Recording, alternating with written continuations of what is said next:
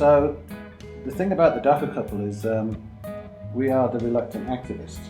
This wasn't meant to happen. It wasn't meant to be us. One day we got busted in a very, very heavy way by some very, very aggressive policemen. And it was such a shock to us that you get treated in such a way by police for having dope on you that we decided after a long time, a few months, that this is what we had to do. It's not about cannabis. It's about our right to put into our body whatever we want, just like you. That was in August 2010, so we're fast heading for 3 years that we've been the Dagga Couple. It's been an incredible journey because in the beginning we didn't really even know anything about medical cannabis. We didn't know very much at all about industrial cannabis, and we had to catch up with the facts and the truths from around the world really, really quickly.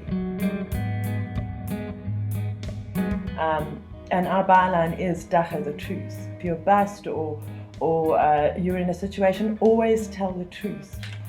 So that's the message that we're putting out, is that we have always told the truth, and I think that that's one of the reasons why we've got this far, is we've always been frank and honest with everybody, with our supporters, with the prohibitionists, with the media. We've been true to ourselves.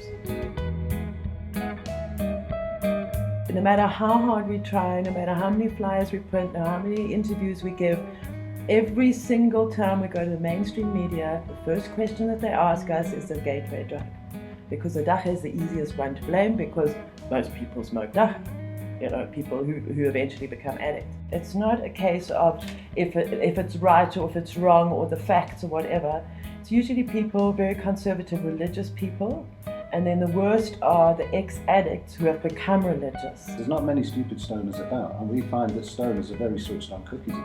And in the early days, people would come onto the page and say, "You stupid bunch of stoners," but they can't actually say it to 17,000 people anymore.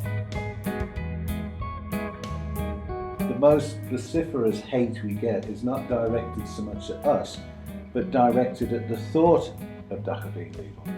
So if somebody posts something on, say, a mainline site like News 24, that's full of fuddy-duddies and conservatives and middle-aged people who sit in front of their television and believe everything they watch. And those are the guys. On News 24 you get some very, very harsh anti-drug propaganda.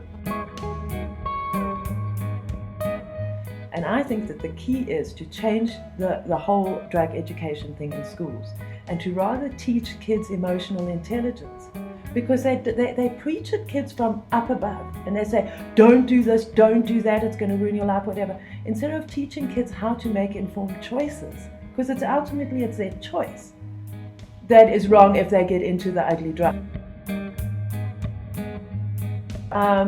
It just never ends. And we have to keep up with all the administration of our case. We also work in the movie industry. We still need to earn a living.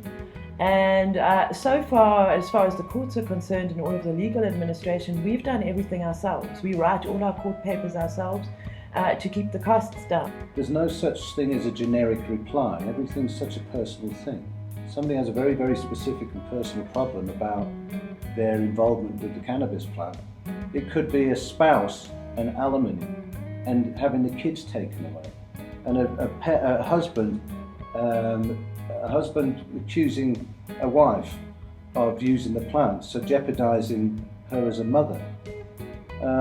People who want to know about bail, people who are now deep in the cack in the system, they've made the wrong choices and now they come to us to try and get out of the cack. It goes on and on and on. And we, it's part of our life, we do it.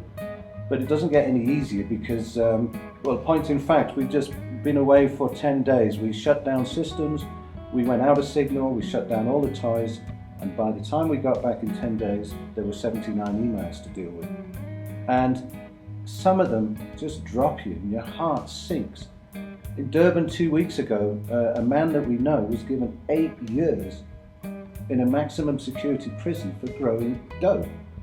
He won't see his children till they're 16, and they haven't got a father. And I wake up every single morning for the last 2 weeks thinking about it, and all around you, there are people being busted and treated like animals. You end up with a banky in a roadblock. We figure it costs in and around 25,000 rand to clear your name.